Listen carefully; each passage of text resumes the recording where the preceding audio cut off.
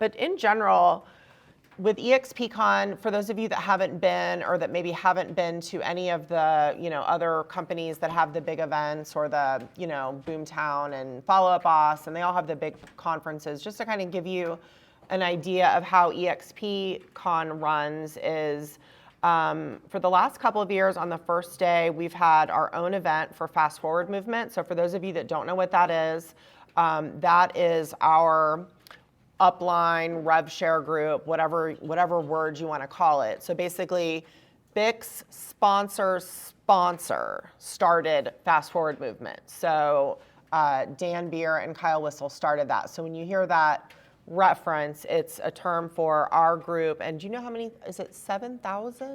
It's over 7,000. Is it up to 10? 7,000 to 10,000 agents that are in Fast Forward Movement. So if you are in Capital Growth Pioneers, you are also in Fast Forward Movement. I just want to make sure no one's confused about that. And so they have, like I said, the last 2 years done their own one-day event at the beginning of eXpCon. So in this case, it was all day Monday, and then eXpCon kind of formally kicked off on Tuesday. It is worth it alone, honestly, just to even go for that one day. There's so much value in that day. They do an amazing job of getting speakers in, and I can kind of go through some of the people that were there that first day. So for those of you who are thinking that you want to budget and block in your calendar to be able to go to Miami next year for eXpCon, which they've already released the dates. They're a little bit later this year. I think they're like October 27th to 30th or something like that. But if you want to, go ahead and schedule to go to that, then just know that you want to wait to make your arrangements until we find out, whether they're doing that one-day event and making sure that it's the day, before it starts and all of that, because you really don't want to miss that. I would highly recommend that you're there definitely for that. So the way that they did it this year is Curtis Schul spoke first, and he is above Dan and Kyle, right? No, Below. Okay. So Bic is going to go over some of the Bic and I, and we're all going to go over some of these different things, but he spoke first. And then after that, Mark Pattison, who's a big agent in the San Diego market, spoke on finding sellers in today's market. I'm going to then go over some of the items that Mary Davis, she's the VP of marketing for Dan Beer's team. And she talked about storytelling and how to tell your story in your messaging, your marketing messaging.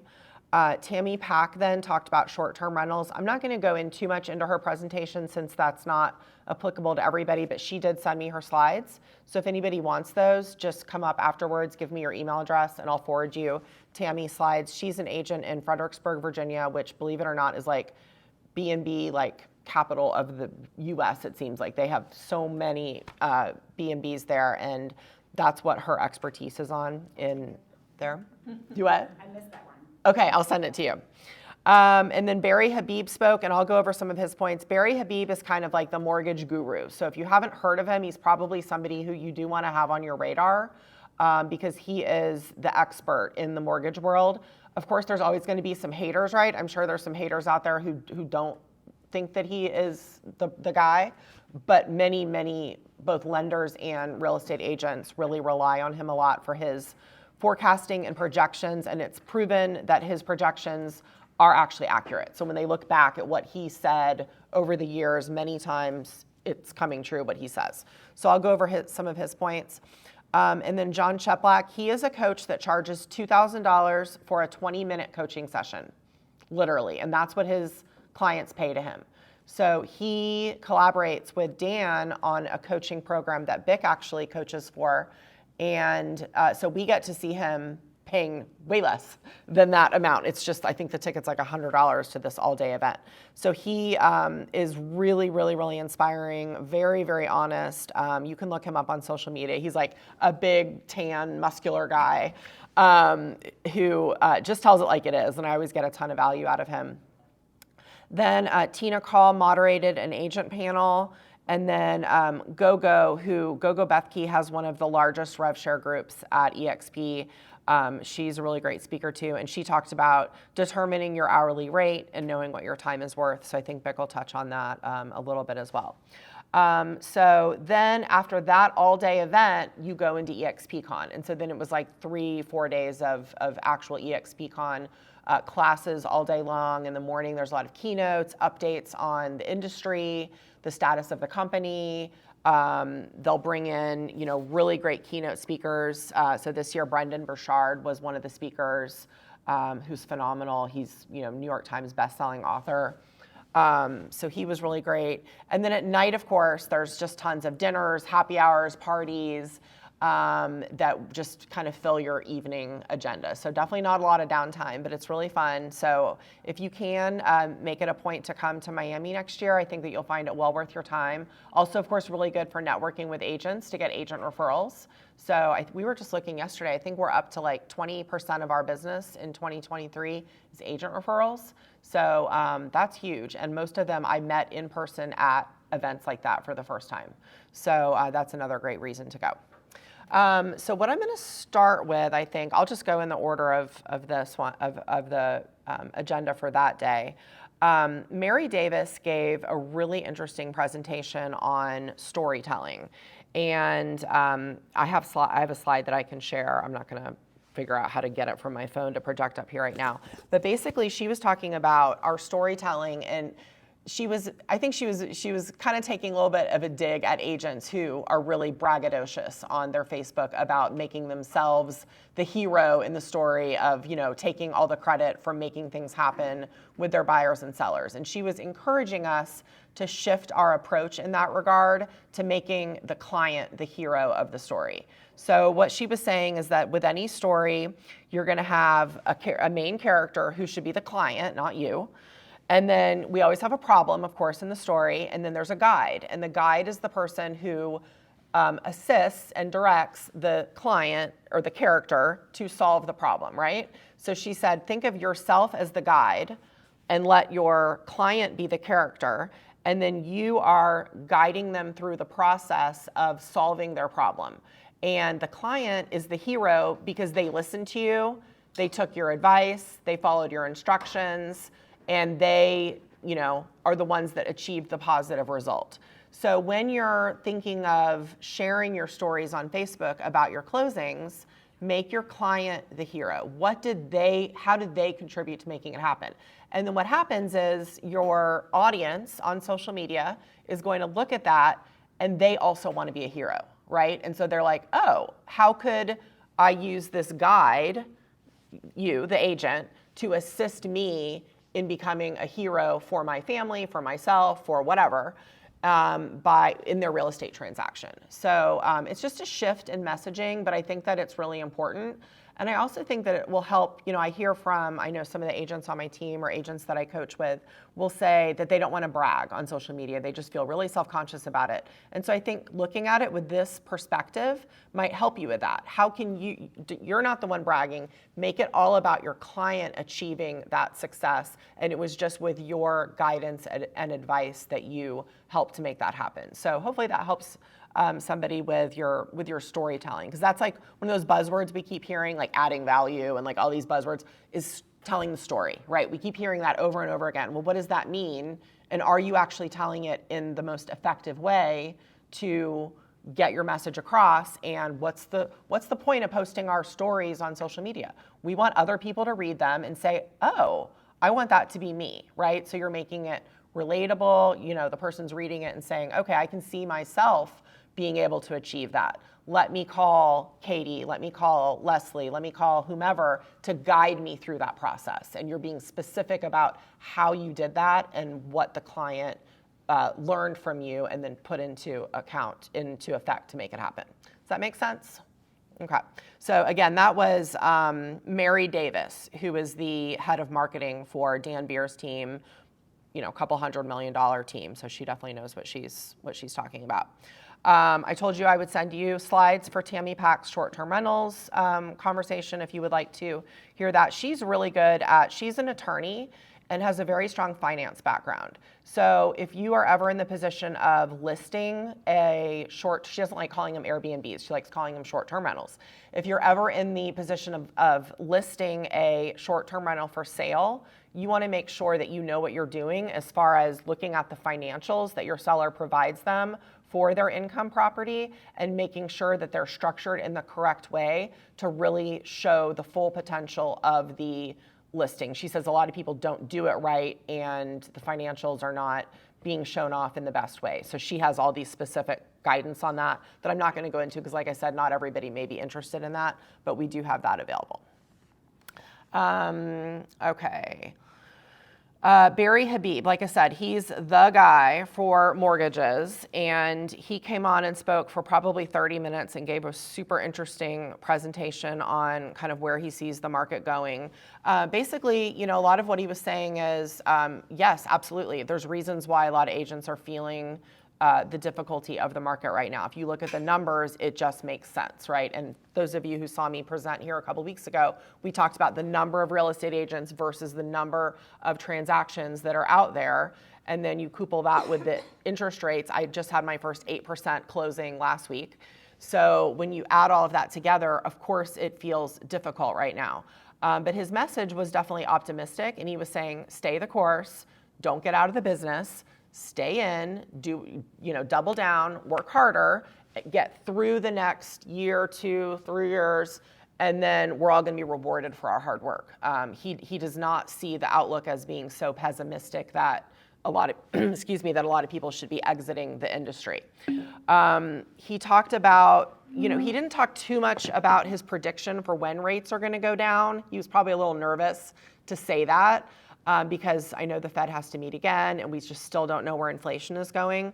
But what he did say is what's going to happen when the rates go down. And this is where you really want to be using this to talk to your clients. I just used it last night. I had a Zoom with a new client and they're upsizing from their townhouse to a single family. They've got 4 kids. They're bursting at the seams. They don't know what to do, when to do it. Of course, the rates are scary to them, but they do qualify for a good sales price right now. And so what I explained to them is that a 1% reduction in the interest rate is probably going to bring about 5 million buyers into the market. Okay, so either people who can't purchase now because they literally can't get pre-qualified with the rates, or people who are just more likely, some of our clients in this area, they can do it, they just don't want to. They just can't stomach it, right? So if our rates go from like 8 to 6%, we have 10 million more buyers entering the market. What is going to happen at that point? And I asked my client that in the Zoom and I let them respond. And they're smart. They immediately said, well, everyone's going to come out and be looking and it's probably going to make it harder to buy a house than it is right now, right? And I said, yeah, absolutely. If we have 10 million more buyers out there, it's going to drive prices up. You're going to have fewer contingencies. And so then I just asked them, how do you see yourself? Do you see yourself more as a buyer who would like to purchase in a market where you have a little bit more time? You can maybe look at a house a couple of times. You could probably retain some contingencies, have a home inspection, maybe not pay $50,000 over. Or do you see yourselves more in the camp of waiting, having a slightly lower interest rate and competing, being willing to compete with a lot of people and waive contingencies and paying well above list price? Where do you see yourself? Well, what do you think they said? They're like, we're ready to go now. So if you use these statistics in the right way, you're going to lead people to that logical conclusion, right? And I just say to them, I say, some people love the game, right? They love to be in those bidding wars. They're very risk tolerant. They don't mind waiving contingencies. I work with a lot of people like that, but a lot of my clients don't feel that way. Which camp are you in? And let them tell you. The other point that he made is about credit card debt being at, I don't want to say all-time high because that may not be accurate, but much higher than it has been, right? So right before COVID, credit card debt was kind of at a medium range. During COVID, credit card debt went down to a very low level because, does anybody know why? People had extra money, and that's part of how they chose to spend it. A lot of people weren't going on vacations. They weren't spending money on, recreation, restaurants, stuff like that. They were getting like stimulus checks and things like that. And so they took their money and they paid down their credit card debt. Now that credit card debt is starting to come back up again. So what his point was is that if you have buyers who have a substantial amount of credit card debt and they have a ton of equity in their home, it might be wise for them to, in partnership with the lender, do the math and say, okay, what would it look like if we did sell and we took a chunk of our proceeds and we paid off our credit card debt that's probably at 28 to 30%, and then we put the rest of it as a down payment on a house. And it's called a blended interest rate. So you look at your mortgage rate of maybe 8%, your credit card interest rate of 30%, you do the math on all of that and you go, what would my monthly spending look like if I brought that credit card debt down to zero or whatever they chose to do, had the higher interest rate, overall, what would my monthly spending look like? And he said for a lot of people, it's actually lower. So that's something where in the past, I know I've never asked my clients how much credit card debt they have. Maybe you guys do, but I don't usually ask them that. But in this environment, when you're trying to overcome these objections, you can, I don't want to say be the hero because I just told you not to be the hero. You can guide them and have them understand that it might be worth it for them to look at how that math works. And you want to be sure you're partnered with a great lender who understands this and can help them with that math and isn't like, oh, I don't really get it. You need somebody that is willing to say, okay, let's crunch these numbers and look at this and see if this makes sense. And the other thing he said is the equity right now, there's $30 trillion in equity that people have. On average, it's a couple $100,000 per a homeowner that they have in equity. And I think a lot of us can definitely vouch that statistic is true when we're seeing, what our estimate of seller proceeds are coming in at for our sellers. So that's something to think about. And then he talked about the cost of waiting. So if you have somebody who is scared to bid over, if they are in a situation where they need to bid $5,000 or $10,000 over list price, do the math on what a 3 to 4% price increase over the next year is going to look like, and they'll probably understand that it's more advantageous for them to maybe bid a little bit over. And what I tell people is I say, I understand that you don't want to bid over, but all that is you're just, if somebody else is the one that does it and they get the house, they're setting the new comp that the next listing we're going to go look at is using. So you can either be the one to pay $710 now, or $710 is the new comp and then you're paying $720. So you can decide. You can either, constantly let the market bid up the comps, or you can just set the next comp and then let everybody else go up from there. Does that make sense? So it's just another way of talking to your buyers who are thinking about waiting, because we do anticipate that prices are going to increase. And if you look at prices over the last 70 years, I think there were only 5 years where the prices went down and 65 years where they went up. Does that sound right? Please correct me if I say anything that's... It was actually really fascinating to see that. Everybody focuses on the 4 or 5 years that it dipped instead of the 65. Yep. So, yep. I one question that I always ask people is, well, how long are you planning on living there? And so if you're only going to live there 3 to 5 years, it's riskier. But a lot of people will say 10 plus years. And why do you care? Even if it did take a dip, you're not selling it. Yeah, I think you have a good point. Don't let them concentrate on the 5 years. Bring up the 65 years. And so if you have these slides and this information ready to pull out of your back pocket, it's going to make you look really good, and they're going to start looking at you as the expert, as opposed to, we all have those clients who just think they know everything. You need to quickly be able to counter their objections in this market, because everybody has objections in this market, right? I mean, I understand that, but we need to be educated and make sure that we know what to say back to them. Vic, do you want to go over some of the things that you were going to talk about? Sure. Obviously in this setting, it's so hard to cover everything, but I wanted to give you guys at least some tools, like if you weren't there, something that you could do, like an exercise that we were told to do while we were there, so that you can actually follow the person that's the expert in this area. So I'll start with GoGo. If you guys aren't following her online, she's pretty amazing in the sense that she built this massive downline. She does sell some real estate, and she created a team to sell real estate, but she's not even in the state that she sells, which is Michigan. She's down in Florida. She goes back and forth. But the two things from her that I've really learned is how to maximize your time through leveraging virtual assistants and also using technology tools to basically do stuff for you while, Thank you. So doing things while you're basically sleeping, or, she's presenting and she's saying, hey, these things can happen as you're even on stage and you're talking. So right now, everybody should take out your phone. If you're not following her, go on Instagram right now and go to GoGo's Real Estate. That's GoGo. I can't say her last name. Beth Key or something like that is her last name, but everybody just knows her as GoGo. If you go there, one of the tools that she taught us is pick anything that she has, any post. If you put in the word buyer or seller, automatically you're going to get a DM from her, and then there's a jot form you fill out, and then you get all of this follow-up stuff. So this is really great because how many times, we always hear the money's in the follow-up. We get leads, we get conversations, but the problem is we drop the ball in the follow-up, or we take too long to follow up, right? So why not work ahead of time and put some systems and things in place that automate it, so that if someone says, so all she does is put a command in her post, her Instagram post, she'll say something like, hey, if you're interested in this, drop the word buyer, and then we'll follow up with you, we'll get you your stuff. So you just type in the word buyer, anybody can put in buyer, and when she did this on stage, like tons of people wrote it, and it was like boop, boop, boop, boop, boop, boop, like all this stuff started popping up. I remember for me, I was like, oh, nothing happened, we'll see. But it was because everybody else was doing it. Within like 5 minutes, I got a response, and basically says, fill out this form if you want additional information about this.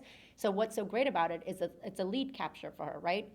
In order to get this great information, yes, she's giving it away for free, but she wants your contact information so that she can continue to follow up and be able to get information and hopefully be able to do business with you, or who knows what. But if you're not capturing that information, you're just giving out stuff, it's great that you're doing that, but you're missing opportunities. So in that sense, she's capturing their information, she has a follow-up plan that goes with it, and then each of these things that you click onto, if you go to it and you do that, it takes you to like a Google page that allows you to sign up for other things, which there's a couple things that are great about that. She has connections and with all of these companies, like for one, virtual assistant hiring company. So there's a link in there. If you click on it, she gets a referral fee because she was the one that directed you there. So all these things have like extra things that leads to other things, right? But it's because of the automation that she does up front. So that I thought was really cool. So if you want to learn from her, make sure that you follow her. You can see all these things that she's doing and just copy that, right? So one of the things that I was like, well, how did that happen so fast? So you can set it up, but the company that she uses that does it, it's called ManyChats. So that's another one that you guys should look into. Many what? ManyChat, MANY chat, CHAT. And there's a free version, so you can sign up for that, and that will allow you to set up these, like, if this, then that type thing, right? So, like, if they do this, then this happens next, and then this happens next. So we, on my team, that's one of the things that I want us to set up. We haven't set it up yet, but the ManyChat would be really great. Also, just basic thing is in Instagram, you can just set up a setting that if someone is reaching out to you, like on a business account, you can auto-reply. That's the bare basic. Like, you should have that set up as a, auto-reply. But the ManyChat is really cool because it can take you to all these extra steps that she showed. So I really liked that. And the main thing that she was talking about was hourly rate. Do you know what your time is worth and what to do and what not to do? And I think that's the biggest thing that agents fall into the trap of, is that we become, especially in the beginning, we're like popcorn agents, right? Like anything happens, we're like, it's a lead, pop, we just do everything, and they call it the popcorn agent. Instead of saying, is this the highest and best use of my time? What are these things that I can be doing? What things should I be delegating or outsourcing? And so she uses a ton of virtual assistants for almost everything. And so she gave a list of some of those things, which I'll share with you guys. First off, on the listing side, she shared that with sellers, you usually work an average of 10 hours, right? You need to figure out what's your average listing commission. On the buy side, usually work an average of 16 hours. So what's your average commission side there? Where should you be spending your time? Well, of course, everybody knows you can leverage more with listings, but buyers actually close much faster. So I think you should be doing both, but know where you're spending your time and what pieces that you can outsource out to. So her VAs work in 9 different job capacities that she listed. So one she has as an executive assistant, one's a social media assistant, one's design media assistant, tech numbers assistant, onboarding assistant, Facebook groups manager. She has a TV show assistant, website creator, and real estate team assistant. So these people run a whole operation for her, and a lot of people get nervous and they're like, oh my gosh, it's people overseas or somebody, it's a virtual assistant, they can't do it. Well, she's proven that it can be done. Most people have no idea that she has virtual assistants, and it looks like she's working like crazy, but she works on average. She says she works on average only, what did she say? 24-ish hours a week. So she said she does 24 hours a week versus somebody else that works way more than her, and then she did the math, and she says on average a person works 2,080 hours per year, which means she gets 14.6 times more work done than them, because she doesn't have, to work as much as them. She gets to go, if you follow her at all on Instagram, she's all over the place, traveling, having fun, doing all these things. How is she able to do that? It's because of these amazing systems that she put in place, mostly through virtual assistants, and then using technology to leverage. So that's the piece I have on GoGo. And then I can continue with other stuff, but you guys go ahead. Oh, you want, okay. Vanessa. Vanessa, you want to go next and talk about Phil Stringer? Okay, so GoGo was actually in the same presentation. So at eXpCon, there's like the general sessions that people go to, and then everything else is breakouts, so you kind of choose your path of what you want to go see. So I chose to see him. If you don't know him, he's the plane guy from TikTok. You can look him up. It looks like he bought the whole entire plane out. Due to like delays, he had the entire plane to himself. He's like 12 million. And that got 12 million views. So you can look him up. He's essentially just an AI enthusiast. So the entire session was related to that, which is what GoGo does with the automation of replying buyer, and it sends you stuff. So I do really believe if you're not jumping on the AI train, you're going to be left behind. It's been out there forever. Anytime you Google and you chat with a little person on the website, that's all AI. It's all back-end stuff. So he gave the whole presentation on how to prompt ChatGPT. That's the only one we've actually started to touch in. And it's totally worth the $20 a month for what it can do for you. But he gave a whole presentation on how to train chat to give you what you need. So I have all the slides. So essentially, you go into chat and you have an account. So it learns who you are. So you log in, it learns who you are. You're going to prompt it to say, I want you to create whatever it is. So this presentation goes over a year's worth of content for weekly emails, weekly newsletters, weekly blog posts, short form video, ad content, everything.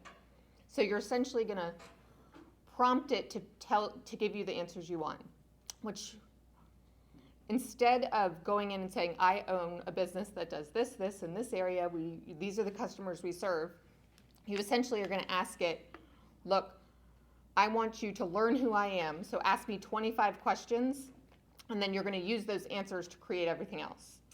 So it asks you the questions, you fill in the answers. Then essentially, for example, to create a newsletter. So then you're going to say, now, using my answers, create a 52-week schedule on newsletters, content ideas. First, you're going to start with the content ideas that are engaging, that serve my market, that talk to the customers I told you I want, all of that. Then what you're going to do is take one content. Let's, for example, if it says buyers and interest rates, then you're going to take that, and he has all the prompts on exactly copy and paste it into chat. So you're going to say, write me an email newsletter, 1,000 words, whatever it is, speaking to my audience about, pull out that specific topic, insert, in the tone of formal, casual, funny, whatever you want. But make sure it's SEO specific, keeps them engaged, all of that, and then it literally, I'm talking 30 seconds, pops out your entire blog post. And that's for everything, from blogs to newsletters. Then you can go even deeper and you take, let's say for social media, you want, TikTok engaging ideas, or short form or long form. So you're going to ask it the same thing. Start again. Ask me 25 questions. I'm going to tell you about my business. Create me a list of 25 TikToks. Then you're going to say, pull the idea. Now create me a script for this idea. Make sure it's however long you want, and then it pops out your entire script. So it's pretty amazing. I don't know, has anybody used it so far? Very bare minimum. Yeah. Mm-hmm. So we just started with the paid version, and our other coach, they use it a lot. But I was able to take data that I pulled out of MLS, and within seconds, it combined data, it analyzed the data, it popped out a list, a downloadable list of whatever I wanted. For example, you could pull out data from MLS of, townhouses sold in Fairfax in the last 3 years. Download that, feed it in, and then it could say, okay, now give me the average days on market, the top salesperson in this neighborhood, the price point, and it'll look at your data that you upload and give you all the information. It makes it so you don't have to be like the Excel guru. Like it Yeah. just, Oh, it's amazing. And I mean, figures I it out. uploaded sheets that were 25,000 rows, and within 3 minutes, it had all the data analyzed and pulled out the list. Not even 3 minutes, probably 2. yeah. So we're starting to use that a lot more for our team. I would say every day. You Yeah. know, we're using it. I mean, the basic, Jennifer laughs because it will write great Captions. and listing descriptions, and it's funny because you can be like, now make it sound like Joanna Gaines, and it'll rewrite it. Now make it funny. Yeah, that's the thing, is you can have it change the tone. So if you're like, so a lot of people say to me, oh, it's way too formal, tell it to change it. Tell it you want it more informal, or like you said, friendly. Humorous. However your style is, it can change it. And then of course you can go in there and tweak things, Yes. you know. But for those of you that have virtual assistants, our virtual assistant uses it all the time. And sometimes it is funny. There was like a listing description yesterday where it was like, welcome to your world of organization and your, you know, Walk-in big closet. walk-in closet. And I was like, no, we're not gonna say that. But the other thing you can do is essentially for like Jennifer, I can take 5 or 6 captions she has written, feed it to chat and say, now learn this tone of voice Yep. based on these, and then use that tone of voice to write this. Yeah, make it sound like this. So just to clarify, this is like you create your account and you can save all this on Yep. there, but it's like the upgraded account. So We the just upgraded, upgraded right? account allows you to do like data analysis, Okay, and that's just like uploading a spreadsheet or a PDF or anything? anything. Yeah. Okay. Start with the basic free, it does a lot Yeah. already. Do the free for a while, that's what I did Well, I for, use yeah. that one already Yeah. for list description. Exactly. So funny, Mhm. 'cause I copy it and then I delete like half of it, that sounds so But a weird. lot of this has to do with prompting. So I can send you these scripts. Yeah. So I think if you prompt it correctly, Yeah. it will give you an outcome of something you really want. Because when we started, it's, again, it is a lot of wordy. He loves adjectives. It loves adjectives. Yeah. Too many. So the more you prompt it with what you want, it's going to give you a better outcome. And that's what I learned with these. I was like, oh man, I didn't even realize. Like, make sure it's clickbaity and, you know, Oh, yeah, keywords. all these keywords. And then the blog post, you prompt it to say, like, write me a blog post as you're a marketing person with expertise in SEO. And that's what you want, because you want it to write like it knows SEO, so it pulls all the keywords and everything you want. Jen? So I have a marketing girl that works for me, and she helps a bunch of different companies. And I was like, I was talking to her. I was like, ChatGPT is so great. I started using it. It's creating all these great articles, blah blah. I'm like, this makes your job so easy, doesn't it now? And she was like, actually no, because things. I don't know if because she's a company and she gets paid, or I don't know if it's in general. But the way she said it was like. So the articles that I write, like newsletters that I write or put on your website, we are not, the regulations are that you're not allowed to use ChatGPT for stuff that you put on your website, but they haven't, but they're allowing it for social media at the moment. That's So I was like, probably because it's a okay, company, well, I they're don't getting know. paid as a writer. So, I mean, if you were to use it and you wanted to put it somewhere, I mean, you probably should try to change stuff around a little bit and paraphrase. But I don't know, that's what she told me, like, what the rules are, so I don't know if they're gonna just. Yeah, there's going to be, it seems like there's going to be things that they're going to monitor. Right now, not really, but eventually they will, because I know they're doing it with students. Like That kids in is- school right now, yeah. it's a big issue that kids are trying to use ChatGPT to do their homework and all this other stuff. Yeah. There's a way to break through all of that, and so I don't know what all the technical stuff is, but Eventually, they there'll can be a bust lot them. more rules. Yeah, and they're gonna bust, yeah. Right now, enjoy it. Right now, Yeah. well, right now, So- so what, the reason why, right now, and the whole Wild West is if you're not, putting yourself at the advantage. There's a whole bunch of people that's doing that and getting what they can. And then while the rules come into play to put a stop to all of this stuff, these people are like 10 steps ahead of Yeah. everybody else that didn't. That's why like Tom Ferry, a lot of people are there saying, just go and grab what you can. It's kind of like, sorry to say, but like when the commissions were high, I'm like, don't complain about all this stuff, just go do it. Like when the commissions were still paying high, then it started to go down or whatever. But like the reality is grab what you can when you can and add value. So right now, with all of this stuff that's out there, do what's good, don't do bad, but a lot of what's out there ChatGPT is offering, that's really valuable to the consumer.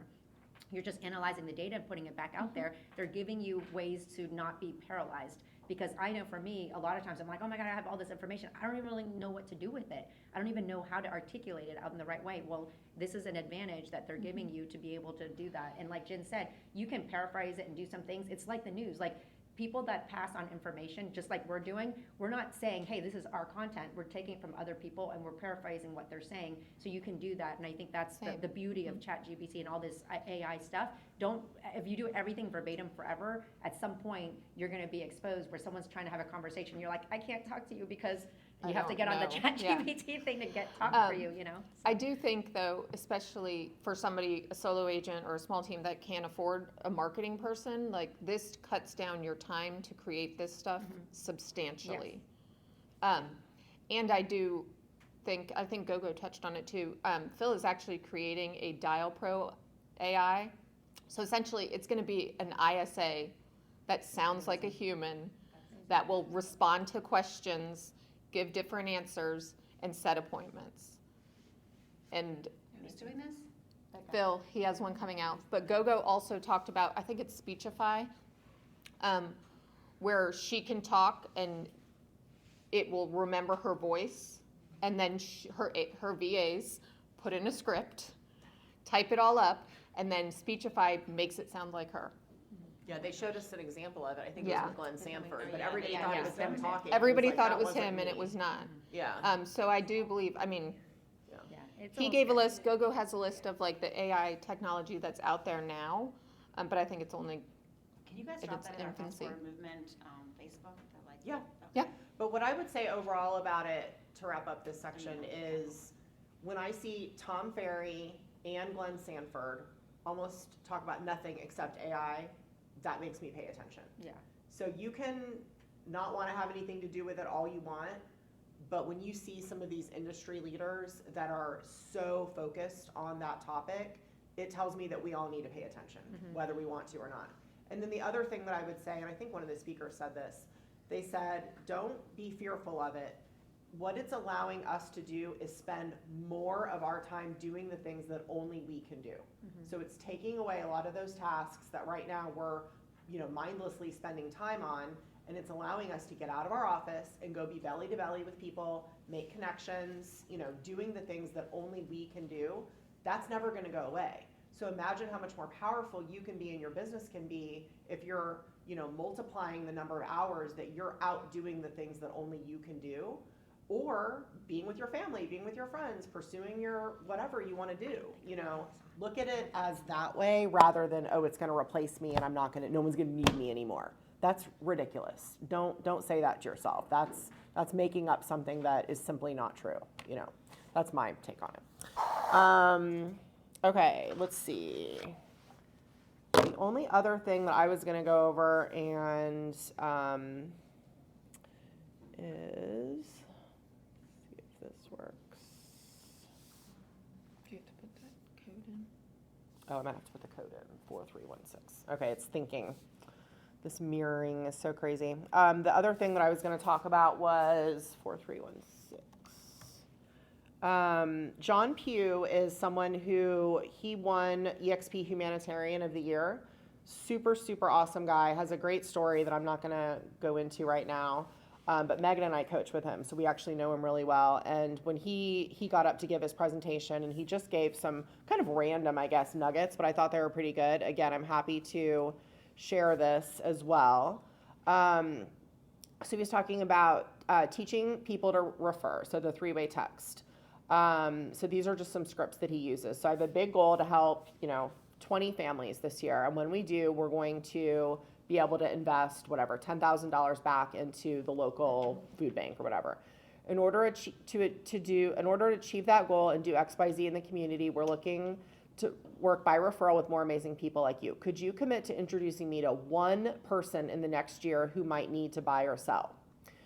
You'd probably pass my info along, but no one wants to talk to a salesperson. Instead, can you send a three-way text message? It's like introducing two people at a party. It will give me an at-bat for 2 to 3 minutes to show I'm not like one of those agents. So I don't usually use this exact script because I just learned it, but how many of us, we would all have $1 billion if every single time one of our clients told us that they passed our information along, if that person actually connected with us, we would not be sitting here, right? We would all be on our private islands. But in reality, that does not happen. And so I've just started getting sort of like, not aggressive, but I just say right back to them, you know what? Chances are they're actually probably never going to call me.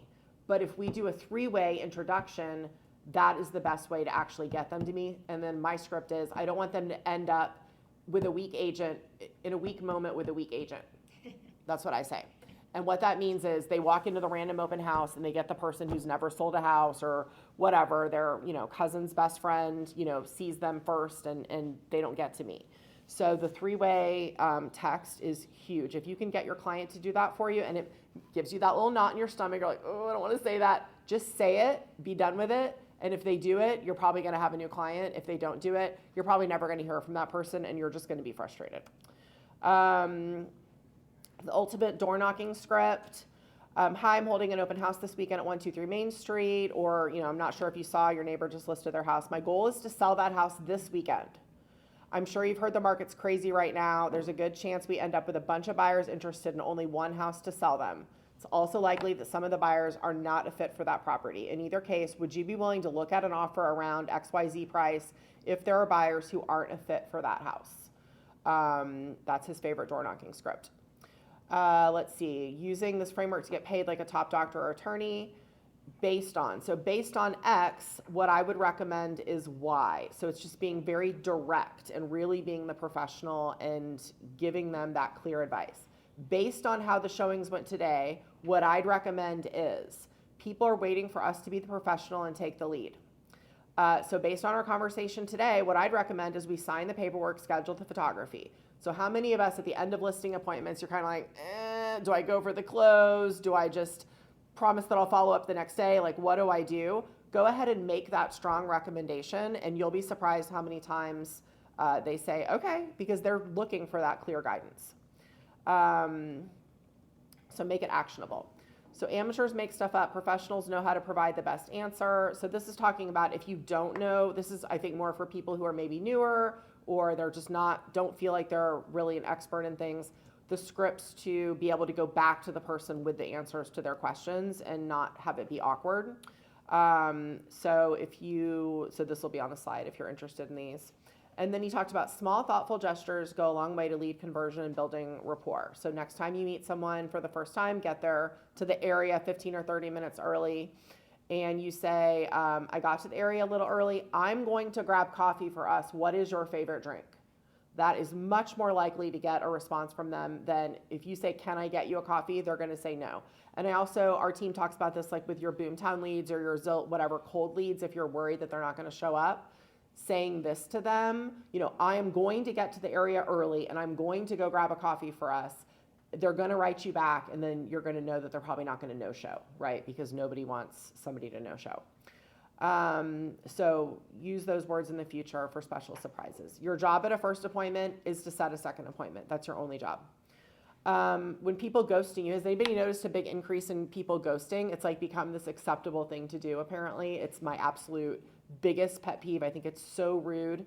So these are some texts to get the ghost to finally come back to you. So buyer leads, if I knew of an off-market property that matched your criteria, would you want to know about it?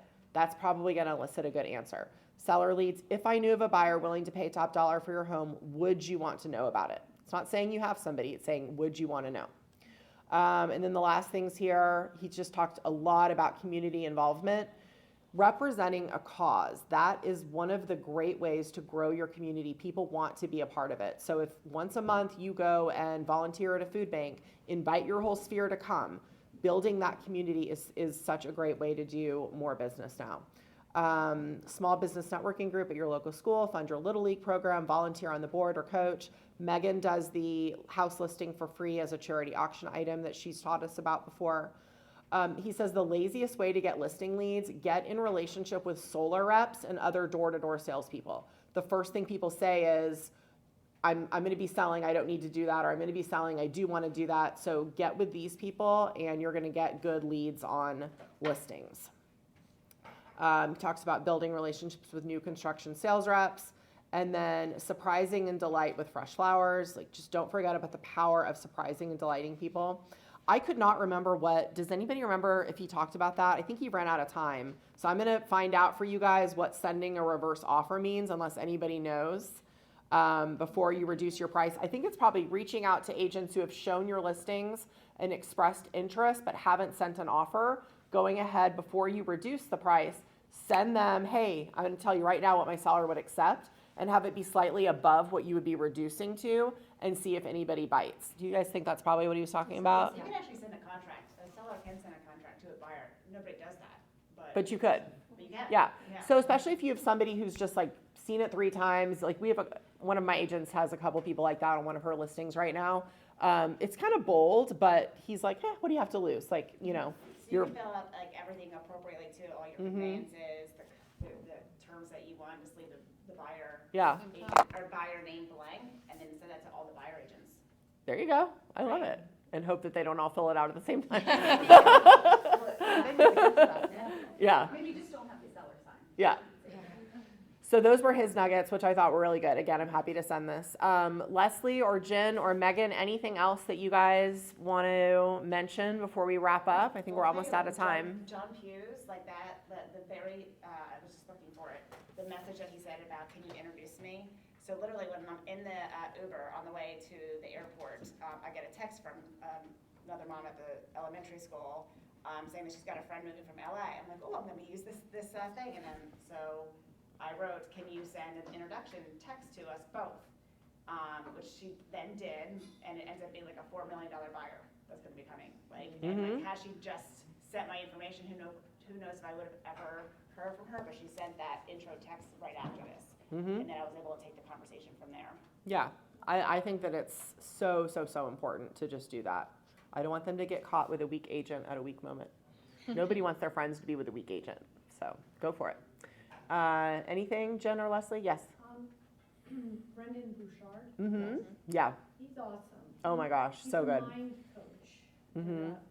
But he provides business, people that are in the business to help your business as well. But he has a coaching that you can sign up for. It's a day-to-day growth type of thing. You log in, you spend 10 minutes just getting your mind straight. Right now, we're all kind of floating. It's scary out there, and this helps put things in perspective. He is unbelievably awesome. What's his name? And his name is Brendon Burchard. Burchard, Burchard. His thing is amazing. I actually recorded it. It's, I did too. It's called Growth Day, and every day you get something from him that's going to help either your business, your mind, or whatever. He's a storyteller, and he is unbelievably positive. He's written, tons of books that have been on the New York bestseller list.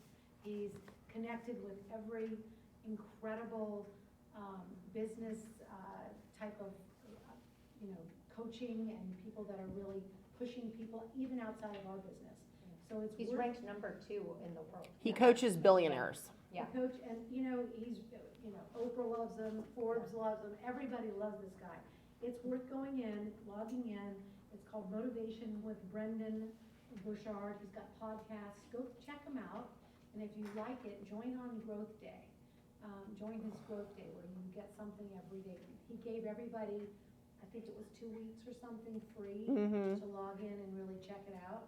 And I loved it from the first or second day I joined. I loved it. So it's just a way of clearing the cobwebs out, of giving you, a positive mindset, and but also learning. His story is pretty amazing. We'll post a few of us recorded the whole session, so we'll post it in our Capital Growth Pioneers group so that you guys, if you have time to see it, it was very good. His keynote was amazing. It was really funny, touching, made us cry, all kinds of stuff. He's so funny too. Hilarious. You laugh, it makes you smile. So what don't you want to smile? Like the first thing in the morning, what gets you going? A cup of coffee, of course, but a smile and just clearing your mind and being positive. So it's worth it. One of the things that hit home with me is just like how much time we spend just like scrolling and like social media, and and you do the math of like how much time you're spending every Oh, day, yeah. and you, by week, by month, by year, like how much time you would have spent doing something else more productive. So like being very protective of your time, being intentional with your time was a really good message from He him. had stats on that, it was mind-boggling. Yeah. So like the 5 points that he left, I kind of took notes on that too, that he said, because his story is so amazing. He actually came from a very,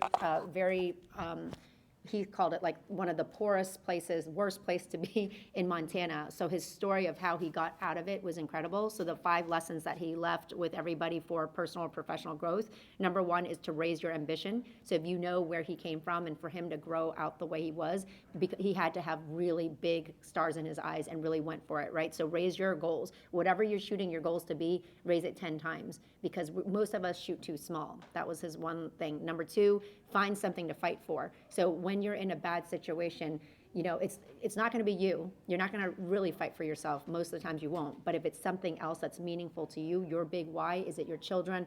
Is it your family? Whatever it is that is your big why, find something to fight for so that in the darkest, toughest times, you're going to keep going because of that. Number 3, get your mind back. So what Megan was saying, we're just going day by day, kind of floating through or whatever, and just scrolling. How you get your mind back is really be intentional with how you spend your time and making sure that you're not just on social media all the time and just watching TV and all that. So he says, like, you know, we all have the same amount of time. How is it that he's able to do so much? Or how is it, like we talked about Gogo earlier, how can she do so much? It's because it's a choice of how they spend their time, and that's getting your mind back. Number 4, honor the struggle. So it's going to be hard. You know, Jennifer makes fun of me all the time because I always say, oh, it's easy. I think that's the way that I use to convince myself all these years that I can do it. Because I'm like, it's easy. Somebody else has done it, so I can do it. Really, it's not easy, but it's a struggle. And be okay with that and know that you're going to have highs and lows, and more lows than highs probably, but it's worth it. So he talks about honoring the struggle. And number 5, jump all in. So, you know, dabbling in anything that you really want to be good at is not going to cut it, right? So you have to jump all in. And especially right now with the market and all the shifts that's happening, it's really important that you go all in and invest in that, narrowing your focus and really, you know, pick the few things that you want to really, really get good at and then go all in. That was his lesson that he left with us. So if you guys have time, definitely check that out. It'll be posted in our Capital Growth Pioneers group, the video. It's worth watching. Jen, did you have anything, or are you good? I was just gonna say, I went to something about YouTube real quick, and I just thought it was good that they said YouTube is really a relocation venue. So even if it's for your neighborhood, just do a short video about the clubhouse, the pool, the parks, you know, describe your community because you know it best, you live there, and people may find you. I had one just find me not too long ago. I closed on them last week because they were like, well, you know, we were interested in this neighborhood, we saw your video, we figured we'll just use you, we don't know you, but you obviously know your community best, and I closed last week. So, really, like, if you were to move to Minnesota, you don't know anything about it, where do you go? I go on YouTube, because I want to see pictures and I want to see a video about it. You don't want to read about it, that's boring. You want to see a video. So, Jen, like, do you that's do where you anything start. to optimize your videos so they come up higher, or are you just I posting don't know them? how to do that. Okay. It's the keywords. I The was keywords. just The keywords. Making sure the title Yeah. I has. heard that the way you name Yeah. your video is super important, so if you're gonna do your community, make sure your community name is on there. Yeah. Yeah. But there's a plugin also called Keywords Everywhere. Yeah. That you can use on your computer, and when you pull up YouTube, it'll tell you like what the keywords are, what people are searching. So. Cool. All right.